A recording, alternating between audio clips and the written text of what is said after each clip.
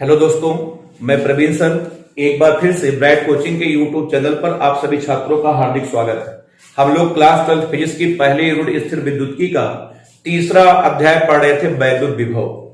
हम आपको 27 लेक्चर तक पढ़ा चुके हैं। लेक्चर नंबर 27 में लास्ट टॉपिक हम लोग पढ़े थे वैद्युत स्थितिज ऊर्जा, जिसके बारे में हमने आपको बहुत सारी जानकारी हमने आपको बताई थी। याद होगा आपको, वैद्युत स्थित ऊर्जा अकेले आवेश की नहीं होती, निकाय की होती है, और निकाय में कम से कम 2 आवेश का होना आवश्यक है। अकेले आवेश का वैद्युत क्षेत्र होगा, अकेले आवेश का विभव होगा, लेकिन अकेले आवेश की ऊर्जा नहीं होगी। बहुत सारी बातें बताया था, अदिश राशि है, मात्रक बताया था, बीमा बताया था। अगर पास लाने में कार्य करना पड़े तो ऊर्जा बढ़ेगी, दूर अगर कार्य प्राप्त हो तो ऊर्जा घटेगी, वगैरह वगैरह सब हम आपको बता चुके थे। बताओ, क्लियर है सबका कंसेप्ट? अब आइए, अब हम लोग निगमन करने चल रहे हैं, ठीक है। तो चलिए, अब हम वैद्युत स्थिर ऊर्जा का सूत्र निकालने जा रहे हैं। अब आइए फॉर्मूला निकाल करके दिखाते हैं। तो हेडिंग होगी वैद्युत स्थितिज ऊर्जा। वैद्युत स्थितिज ऊर्जा का सूत्र,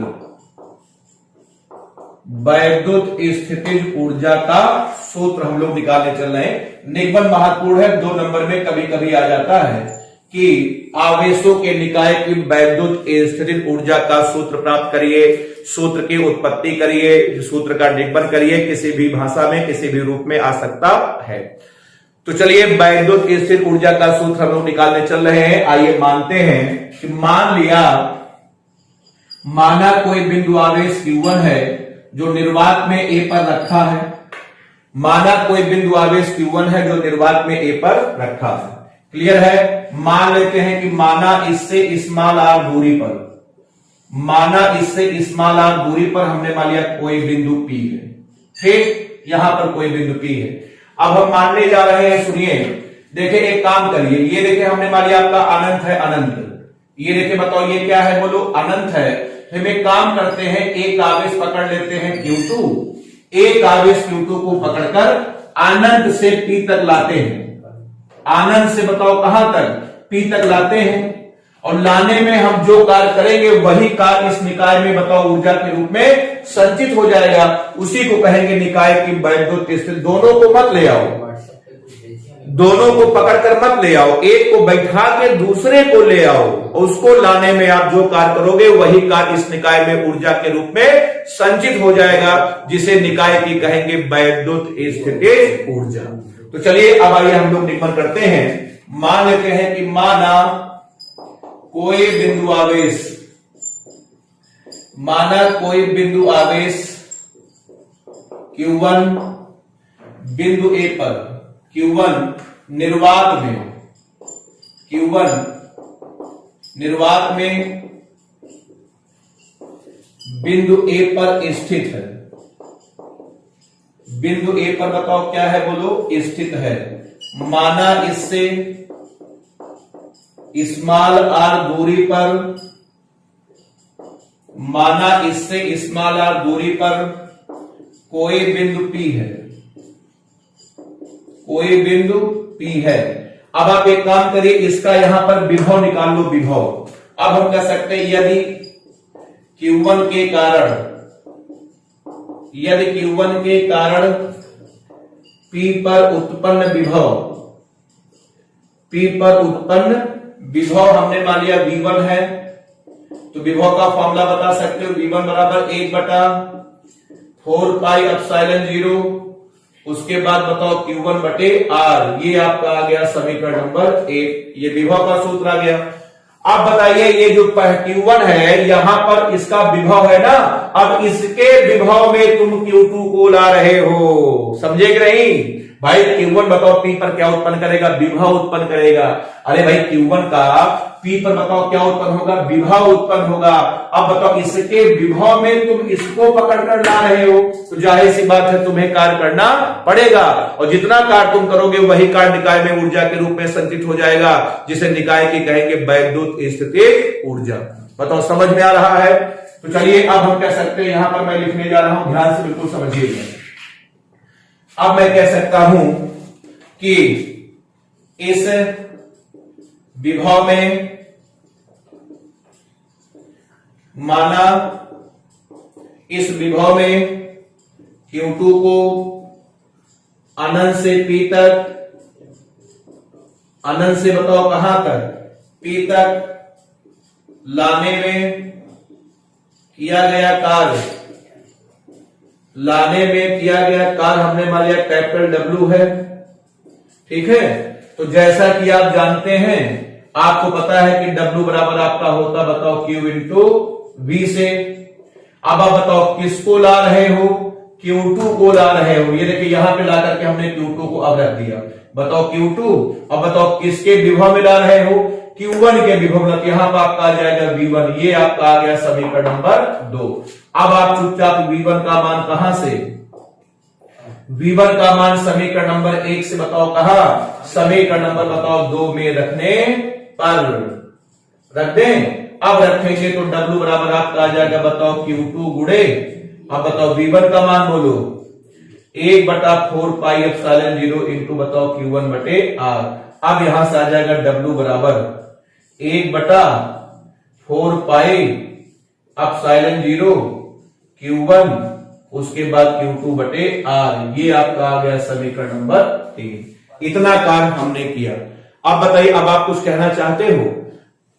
अब आपको यह कहना चाहिए कि यही कार्य निकाय में ऊर्जा के रूप में संचित हो जाता है, जिसे निकाय की कहते हैं वैद्युत स्थितिज ऊर्जा। अब देखना, अब मैं यहां पर लिख रहा हूं यही कार्य। अब मैं आपसे कह सकता हूं कि यही कार्य, देखें यही कार्य निकाय में ऊर्जा के रूप में, निकाय में ऊर्जा के रूप में संचित हो जाता है, संचित हो जाता है, जिसे निकाय की वैद्युत स्थितिज ऊर्जा कहते हैं। वैद्युत स्थितिज ऊर्जा बताओ कहते हैं। अब हम कह सकते हैं अतः, अब बताओ वैद्युत स्थित ऊर्जा को बताओ किससे लिखते हैं, U से लिखते हैं, U से लिखते हैं, U से। अब हम कह सकते हैं अतः, अब बताओ U बराबर बोलो 1/4 पाई एप्सिलॉन 0 Q1 इंटू बताओ Q2 बटे R। ये है निकाय की वैद्युत स्थितिज ऊर्जा। अब बताइए निगमन बताओ समझ में आया कि नहीं आया, बताओ क्लियर है? अब जाकर के वैद्युत स्थित ऊर्जा का बताओ कंसेप्ट आपका बताओ क्लियर हुआ कि नहीं, सही है? चलिए अब सूत्र आ गया है। अब इस पर आपको हम कुछ छोटी मोटी एक एक करके कई बातें आपको हम बताते हैं, ध्यान से बिल्कुल समझिएगा। हो गया सबका? देखें अब छोटी छोटी बातें देखें जिसपे आपको सवाल करना है। देखिए सबसे पहले देखिए पॉइंट नंबर 1, पहला पॉइंट आपका यह है कि वैद्युत स्थितिज ऊर्जा के सूत्र में, सबसे पहला पॉइंट है वैद्युत स्थितिज ऊर्जा के सूत्र में आवेश का मान चिन्ह सहित रखें। वैद्युत स्थितिज ऊर्जा के सूत्र में आवेश का मान बताओ कैसे रखें, आवेश का मान चिन्ह सहित रखें। इसको ध्यान रखना, अगर प्लस है तो भैया प्लस रखो, अगर माइनस है तो माइनस रखो। दूसरी बात हम कह सकते हैं यदि किसी निकाय में, दूसरी बात यदि किसी निकाय में, यदि किसी निकाय में यन आवेश है, ठीक है, तो उसमें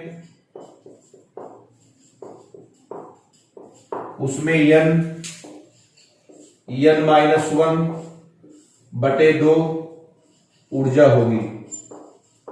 ये सूत्र हम आपको कूलाम, उसमें कूलाम के नियम में भी बता चुके थे।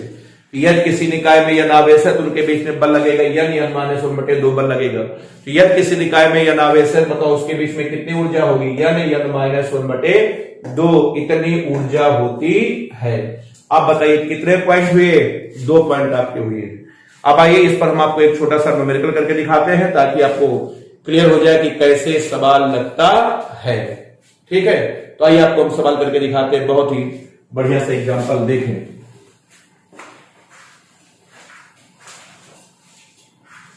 एग्जाम्पल मैं लिख रहा हूं, एग्जाम्पल आपका है Q -2Q तथा 3Q आवेश स्मॉल a भुजा के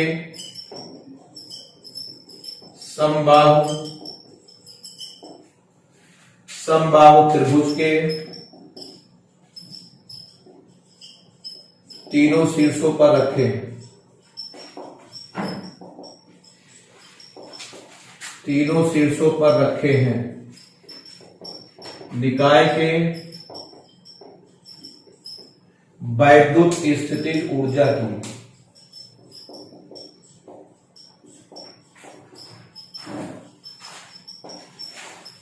गणना करिए।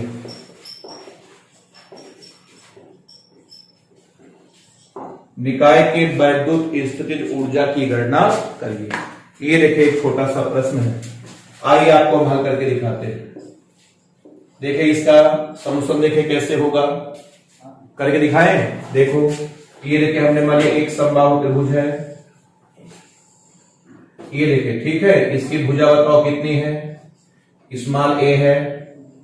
पहले शीर्ष पर आपका Q आवेश है, दूसरे पर -2Q है, तीसरे पर आपका 3Q है, ठीक है। अब उसके बाद देखिए त्रिभुज का नाम ABC कर देते हैं, A उसके बाद B उसके बाद C, ठीक है। तो चलिए देखिए डायग्राम बताओ, सबको समझ में बताओ आ रहा है कि नहीं आ रहा है, डायग्राम बताओ क्लियर है ना, आराम से बिल्कुल देखो। समबाहु त्रिभुज है, भुजा बताओ कितनी है, भुजा आपकी स्मॉल, त्रिभुज आपका बन गया है ABC एक त्रिभुज है, बताओ जिसकी भुजा कितनी है, स्मॉल a है ना। अब देखो यहां पर आपका Q है, यहां पर -2Q, यहां पर आपका 3Q है।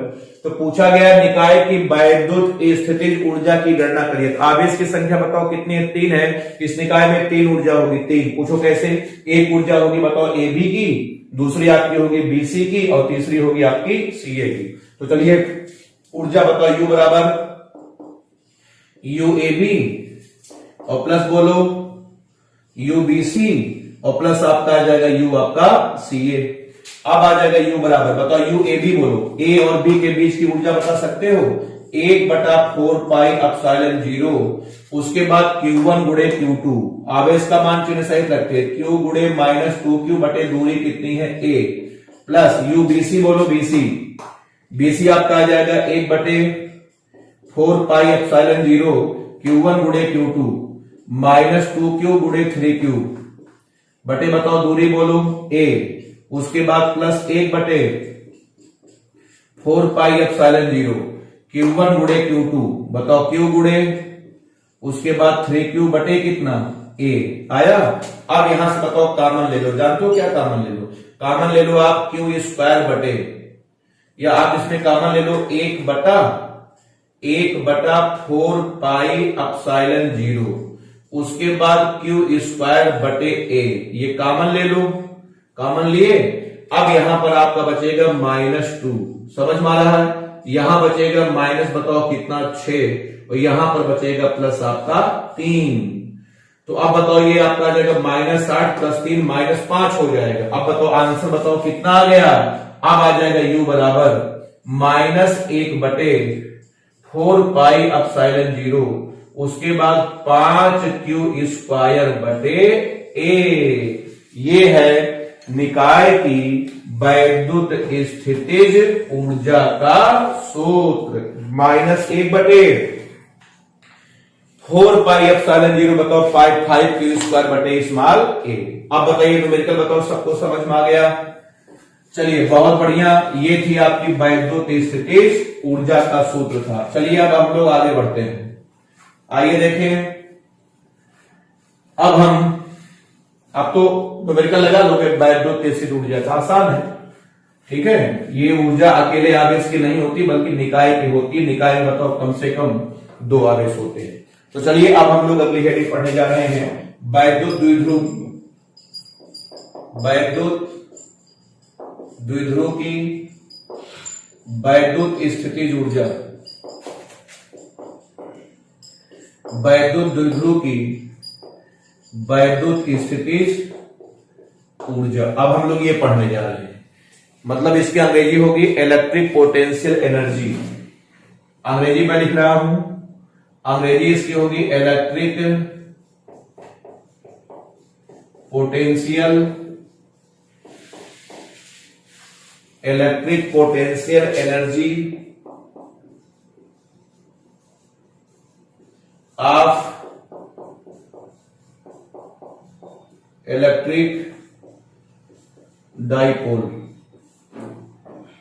वैद्युत द्विध्रुव की वैद्युत स्थितिज ऊर्जा। बताओ क्लियर है? तो चलिए अब इसके पहले हम आपको परिभाषा बता दें। परिभाषा देखिए बड़ी सिंपल है कि किसी वैद्युत द्विध्रुव को तुम पकड़ लो और पकड़ करके अनंत से वैद्युत क्षेत्र के भीतर कहीं तक लाओ।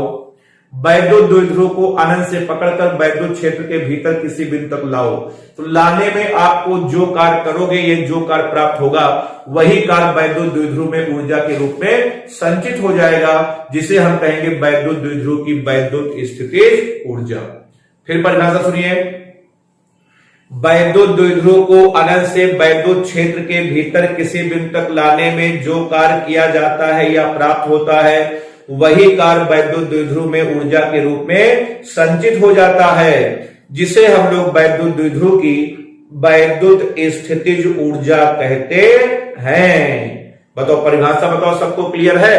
तो चलिए अब मैं लिख रहा हूं कि वैद्युत द्विध्रुव को अनंत से वैद्युत क्षेत्र के भीतर,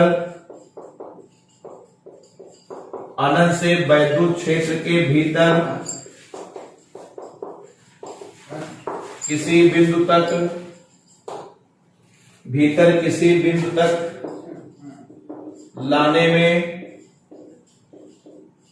जो कार्य प्राप्त होता है, उसे ही वैद्युत द्विध्रुव की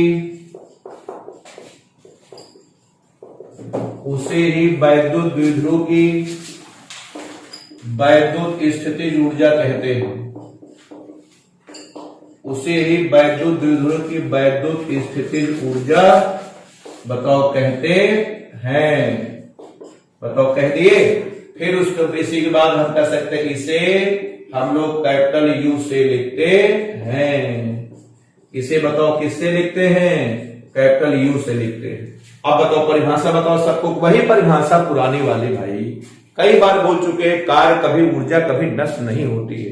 तुम अपनी ऊर्जा किसी भी काम में लगा दो, ऊर्जा एक नहीं तो तुमको वापस मिल जाएगी। वही बात तो बार बार है कि वैद्युत द्विध्रुव को अनंत से पकड़कर वैद्युत क्षेत्र के भीतर किसी बिंदु तक लाने में जो कार्य प्राप्त होता है, करना नहीं पड़ेगा तुमको, प्राप्त होगा। क्यों प्राप्त होगा अभी हम बताएंगे। जो कार्य प्राप्त होगा उसे वैद्युत द्विध्रुव की वैद्युत स्थितिज ऊर्जा कहते हैं। चलिए यहां तक सब मामला बताओ क्लियर है। अब आइए इसके आगे हम आपको बताते हैं, ध्यान से बिल्कुल समझिएगा। अब आइए इसका सूत्र निकालते हैं। सूत्र देखें, फॉर्मूला देखें। चलिए फॉर्मूला निकालते हैं। ठीक है, छोटा सा निकबल है, आराम से बिल्कुल समझिएगा, बहुत आसान है, कोई दिक्कत नहीं है। बस अध्याय आपका खत्म होने वाला है, 1-2 निकबल और बाकी। चलिए अब हेडिंग लिख रहे हैं वैद्युत स्थितिज। अब हम हेडिंग लिखने जा रहे हैं वैद्युत द्विध्रुव की वैद्युत स्थितिज ऊर्जा।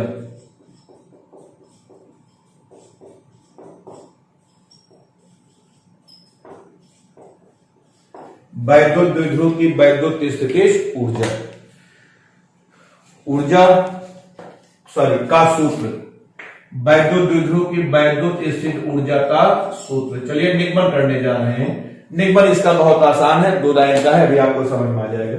ज्यादा महत्वपूर्ण नहीं, हल्का सा महत्वपूर्ण मैं लगा रहा हूं। निगमन इसका आसान है, चलिए बताते हैं। तो चलिए देखिए, मान लेते हैं कि माना एक समान वैद्युत क्षेत्र कैपिटल ई है। माना एक समान वैद्युत क्षेत्र कैपिटल ई है, जो बोर्ड में बताओ पश्चिम से कहां है? पूरब की ओर है। अब देखो ये वैद्युत द्विध्रुव है, इसको अनंत से पकड़ के ला करके हमने रख दिया। ये देखो ये रखा, ये है हमारा वैद्युत द्विध्रुव।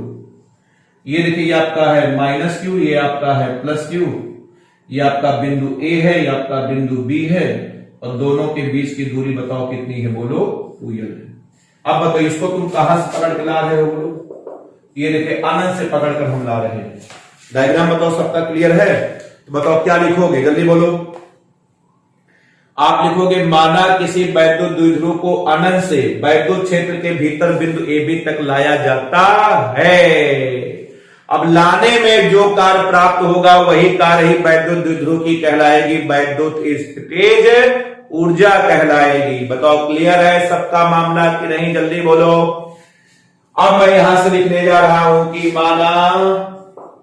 माना एक समान वैद्युत क्षेत्र, माना एक समान वैद्युत क्षेत्र कैपिटल ई में, एक समान वैद्युत क्षेत्र कैपिटल ई में किसी वैद्युत द्विध्रुव को, किसी वैद्युत द्विध्रुव को अनंत से वैद्युत क्षेत्र के भीतर, अनंत से वैद्युत क्षेत्र के भीतर बिंदु ए बी तक,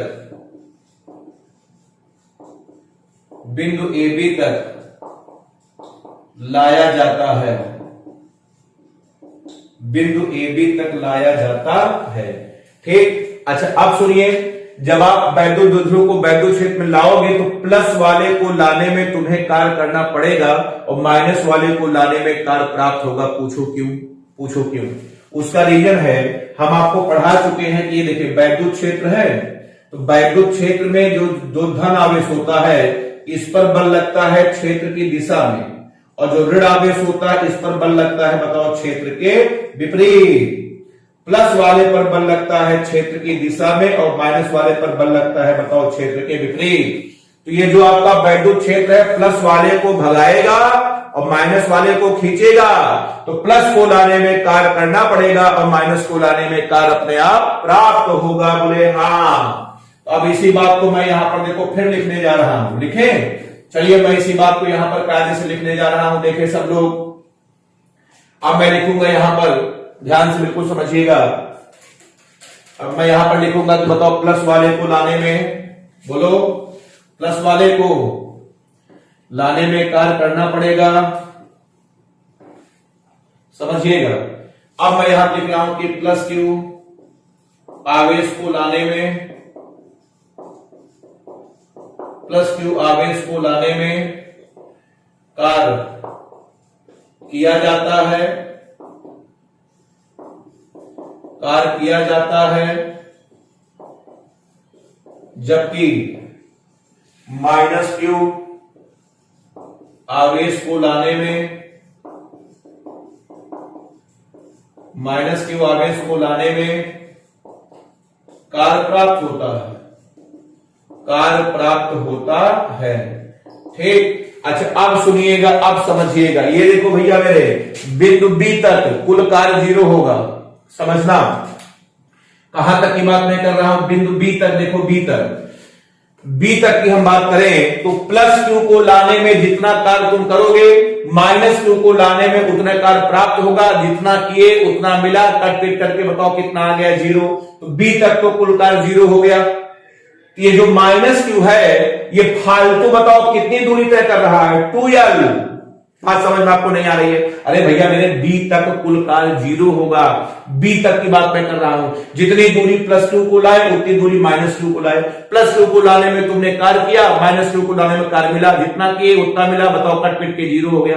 कार्य करने पर प्लस होता है, मिलता है तो माइनस होता है। ठीक है, अब केवल बात यह है कि जो माइनस क्यू है ये फालतू कितनी दूरी तय किया है? 2l। इसी में कुल कार्य आपका होगा, इसी में कुल कार्य होगा। सही है? अब मैं यहां पर, अब ठीक है, अब मैं लिख रहा हूं कि अब हम कह सकते हैं बिंदु बी तक, बिंदु बी तक कुल कार्य 0 है। बिंदु बी तक कुल कार्य बताओ कितना है? 0 है। अब हम कह सकते हैं यदि माइनस क्यू सिरे को 2l दूरी तय करने में कार W है, तो आप जानते हैं कार बराबर आपका होता है बल गुणे विस्थापन। कार बराबर बल गुणे विस्थापन, बल होगा आपका QE। चलिए देखें, तो कार बराबर आपका होता बल गुणे विस्थापन। अब बताओ बल कितना था QE, बल आपका था QE, और बताओ विस्थापन कितना करवाए हो, विस्थापन आप करवाए हो 2l। बताओ समझ में सबको आ रहा है। अब आपका आ जाएगा W बराबर, इसको अलग कर लो, Q गुणे बताओ 2l इंटू आपका बाहर आ गया बताओ कैपिटल E। अब आ जाएगा W बराबर, अब बताओ इसको पहचानते हो, ये कौन है, ये आपका है P इंटू E। ये है वैद्युत द्विध्रुव को अनंत से वैद्युत क्षेत्र के भीतर लाने में किया गया कार्य। अब हम कह सकते हैं चूंकि यह कार्य प्राप्त होता है, हम कह सकते हैं यह कार्य बताओ क्या होता है, प्राप्त होता है।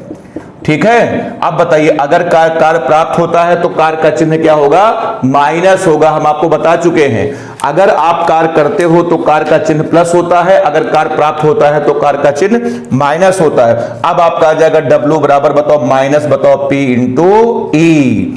ये आपका आ गया बताओ समीकरण नंबर 1।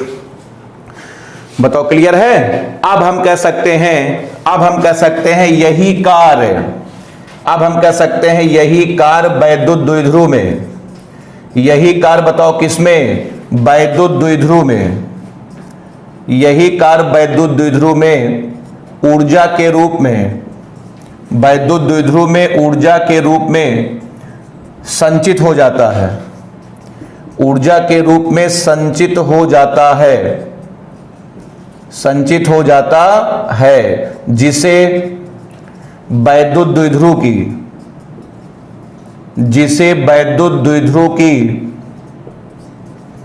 वैद्युत द्विध्रुव की वैद्युत स्थितिज ऊर्जा कहते हैं। वैद्युत द्विध्रुव की वैद्युत, उसके बाद स्थितिज ऊर्जा बताओ कहते हैं। अब बताइए वैद्युत स्थिर ऊर्जा को किससे लिखते हैं, U से लिखते हैं, U से। समझ में सबको आ रहा है। अब हम कह सकते हैं अतः, अब हम कह सकते हैं अतः, ठीक है, अब हम कह सकते हैं अतः U बराबर आपका आ जाएगा बताओ माइनस, हाँ U0 बराबर माइनस बताओ P इंटू E।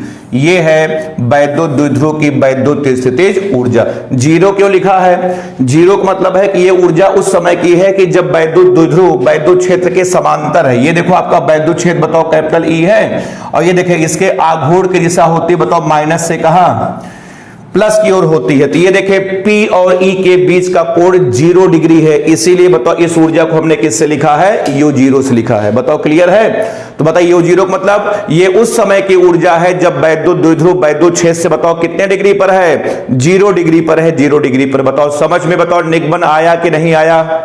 तो ये है वैद्युत द्विध्रुव की वैद्युत स्थितिज ऊर्जा। U0 बराबर आपका होता माइनस बताओ P इंटू E। बताओ क्लियर है।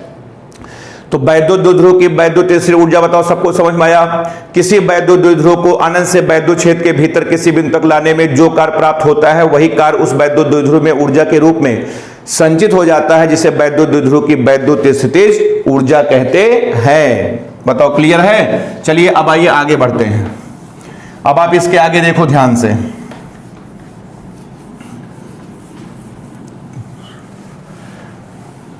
अब देखिए, अब यहां पर हम लिख रहे हैं, अगली हेडिंग लिख रहे हैं, हेडिंग क्या उसी में है, ठीक है। अगली हेडिंग हम लिख रहे हैं कि वैद्युत द्विध्रुव की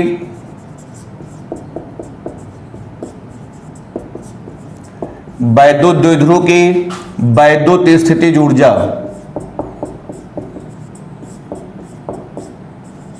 वैद्युत द्विध्रुव की वैद्युत स्थितिज ऊर्जा जब वैद्युत द्विध्रुव वैद्युत क्षेत्र से थीटा कोण पर है,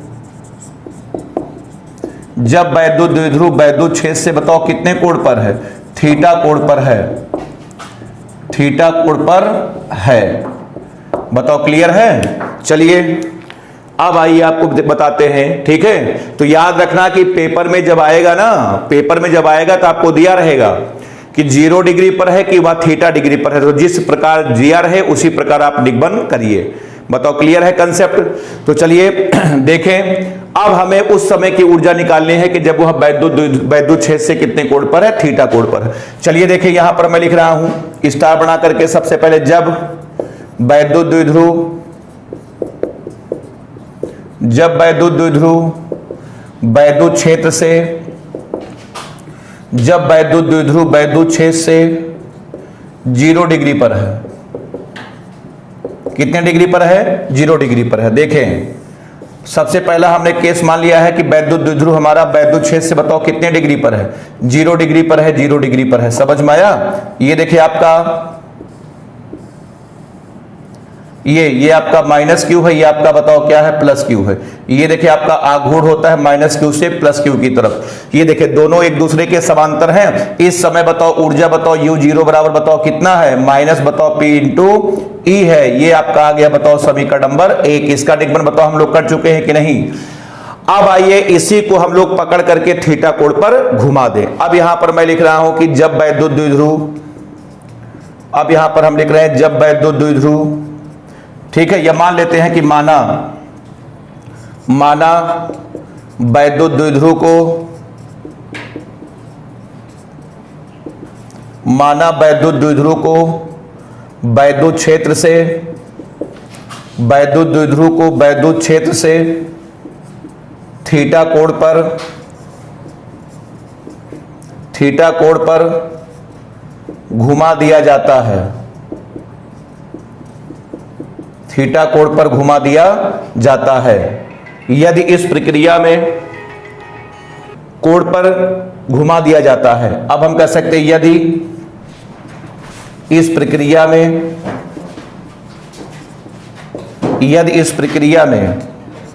किया गया कार्य W है, यदि इस प्रक्रिया में किया गया कार्य बताओ कितना है, कैपिटल W है। तो अब आपका आ जाएगा W बराबर, चलो बताओ W बराबर बताओ क्या सूत्र आ जाएगा, बताओ PE into 1 minus cos theta. ये आपका आ गया बताओ समीकरण नंबर 2। बताओ आया कि नहीं आया। ये निगमन आपको हम करा चुके हैं। अब बताइए जब वह वैद्युत क्षेत्र से 0 डिग्री पर था तब उसकी ऊर्जा थी माइनस P।